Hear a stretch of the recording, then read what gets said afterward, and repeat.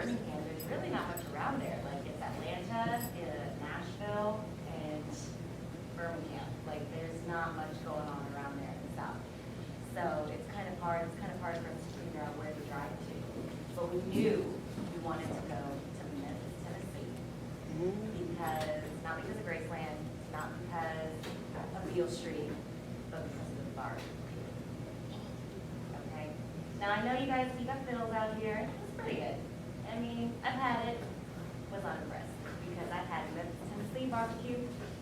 Now there's a difference in barbecue. Like you can either have it wet or you can have it dry. And Memphis is known for its dry rub. So we get there, and I remember Anthony had worked a really long shift that day. Like he was in the hospital, and so we left right after the shift ended. So I had to drive. Of course, never. I lived in Birmingham at that point, maybe like 4 months. So I had no idea where we were going. This was before GPS, FYI. So we went and we walked into our hotel and we were checking in. And the first thing I said to the guy was, "Listen, we came for barbecue. Where do we need to go?" And he asked me 2 questions. 1, wet or dry? So he said, "Ms. Juan, you want it wet? Or you want it dry?" And then he said, "How religious are you?" I was thinking to myself, what does that have to do with anything? But I answered the questions. I said, I want it dry because I've had wet before. Like most of the places you go to are going to give you wet barbecue. So I said, I definitely knew I wanted dry. So I said, I want dry rub. I want the best dry rub the city has to offer. And I'm religious any other day to say. He goes, preach. We're going to go to rendezvous barbecue.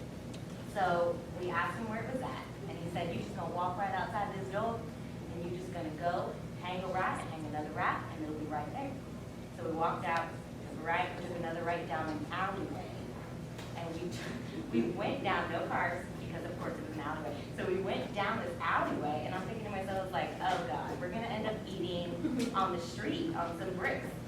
And we see this sign, very simple, it just says rendezvous, you're supposed to walk down these steps. Now remember, I'm from Florida. Anything going down means I'm going swimming. Like, I don't know anything about basements. So I'm thinking, where is this taking me? So we walked down these steps, and there was like an hour and a half wait, but that's what we went there for. We went there for the barbecue, so we were going to wait.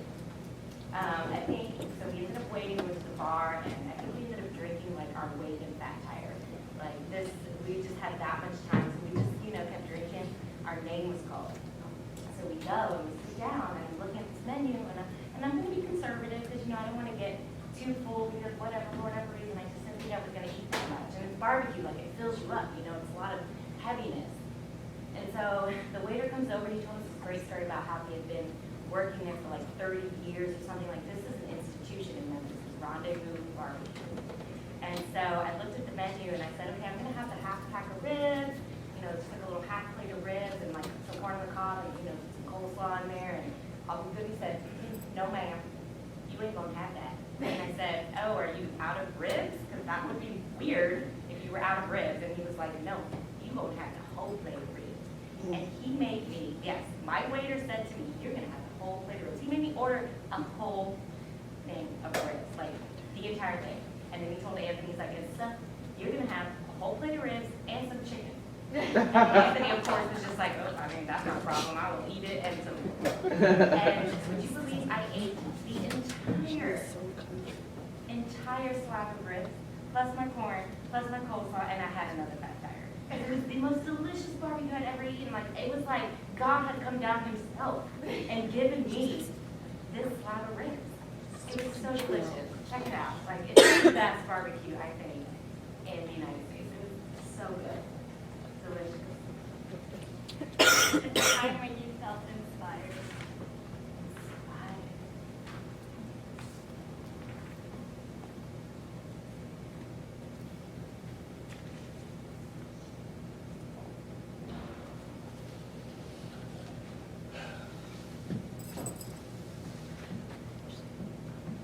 My dad, he's been in this country now, I guess you could say, since I was born, pretty much 30 years.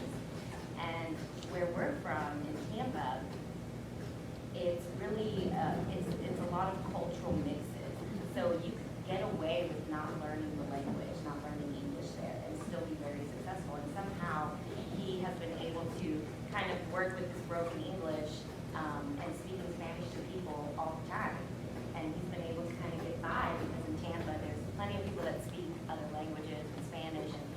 always been able to be really successful. And so something that I always admired about him is his communication barriers and how he was able to kind of overcome them. And for whatever reason, I remember one time I had to get picked up from school, but my mom couldn't come, and my mom speaks perfect English, and she's usually the liaison to kind of talk to my teachers and all these things. And I just remember he came over, he picked me up, I think I was sick, and he had to talk to someone. And I just remember looking at him trying to communicate, and it was so clear of what he was trying to get across. He was trying to speak to the teacher saying, I'm Maria's father, I'm here to pick her up. And I just felt so inspired because it was right when we had moved to Florida, and he was trying so hard to get his emotions out to tell her, I'm here to pick up my daughter. And he didn't care to sound bad, he didn't care that he couldn't say it properly.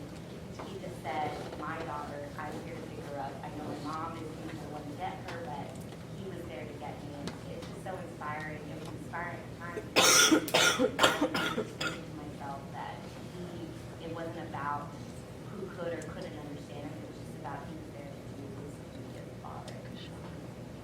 So he always inspired him, but he's my dad, so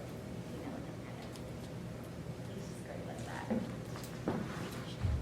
And so, yeah, I'd just be natural. But this one, obviously, I have never been to the Andes. So, and being at the world around, all of the pinnacle of, and I see this is the ever. It's not just sweeping up into the air. And obviously it's devastating, drowning, etc. It comes all the way up, and obviously that sense of terrifying, the highest point, that sublime, all wrapped up in that single moment, comes up all the way kind of like you're standing at the beach and wrapped up in that. It comes like that, and that happens regularly. Not necessarily. I mean, in that one, whether it's morbid or not, to say this, my favorite one is walking in a field, and I feel like I'm in France. Beautiful flowers, wildflowers that are bright yellow and purple. It's on a dirt road, rolling hills, and I'm walking with my mother, and as opposed to freaking out about it, there's this immense sense of relief. Oh, and it doesn't even happen, no flesh being burned off on the other side. Oh, I'm so glad it's over. Not necessarily. I'm still there in this field, and I know that it's in this field with all these flowers, even though it's not really the earth side of flowers, the spiritual flowers. And I'm noticing that there's no strangers. That most massive, there's this immense sense of relief. When living, no, that's a stranger. Deep connection that, I know all these people, that we're all getting into lines. These are the longest lines ever. But what's happening is that they're lining up to be with, and I remember knowing that, and having this, and I remember sense of the wholeness of everything, while I'm still an individual, while I still have that other individuality, that other one or two people, and I'm noticing that I have to make sure I do that.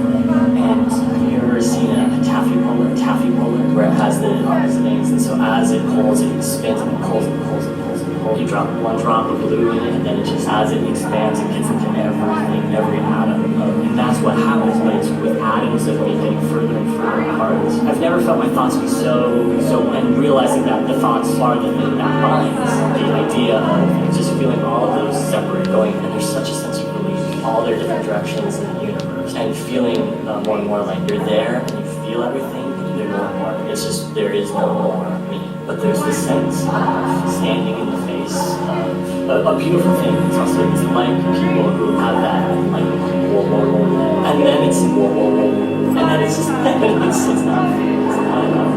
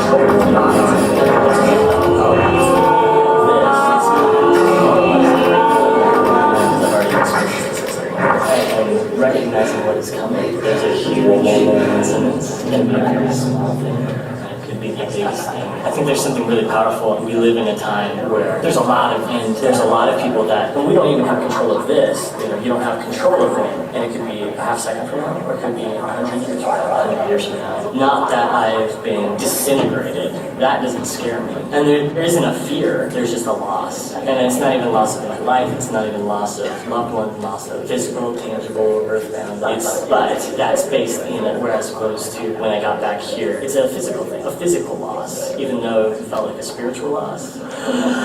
Clenching in your heart or something that happened with physical.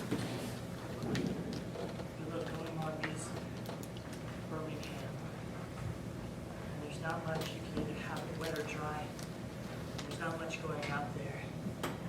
You're supposed to go down these. I had no idea where I was. I don't want to fill up all of the overcoming them by getting out without speaking. You can either have it wet or dry in Birmingham, but there's not much getting by without speaking. You're supposed to go down to these and there's not much going on with her. We love going on these. I had no idea where I was like overcoming them. I don't want to fill up. Get by without speaking. You're supposed to go down these Birmingham, and there's not much. I don't want to fill up all of the. You can either have it wet or dry, and there's not much going on. We love going on these. I had no idea where there was like overcoming them. You can either have it wet or dry. You're supposed to go down on these Birminghams, and I didn't want to go, but there's not much going by without getting by. And without speaking, we love going on these. I had no idea where I was like overcoming them. You're supposed to go down these Birminghams, and there's not much. I don't want to fill up, and there's no getting by without speaking. We love going on these new ideas, but like overcoming them, we can either have it wet or dry. You're supposed to go down these Birminghams, and there's not much. And there's not much going on without her. I had no idea where I was. I don't want to get by without overcoming them. You can either have it wet or dry, and you're supposed to go down these Birminghams, and there's not much. There's not much going on with her, but I don't want to fill up all of the love. We're going on these no ideas where I was getting by without speaking, and I like overcoming them. You can either have it wet or dry, or like Birmingham, and there's not much without going on. You can't go on without wanting to get up, and we love going on. So I had no idea where I was going to get by without speaking, but I overcame them, and I could have it either wet or dry. But I like overcoming things, but I have to understand whether it's wet or dry, whether I have to go to Birmingham or not. So when I started to go to Birmingham, I had this moment where I thought, if it's either wet or dry, I'm going to overcome it, regardless of what the weather's like. And then once I got there, I realized that we love going on. We don't like to stay where we're at. We have to keep moving on from wherever we are. Wet or dry, it doesn't matter. And we can experience it whether we have to go by, or get by, or get underneath, or get on top of, but we have to keep going on. And there's nothing left.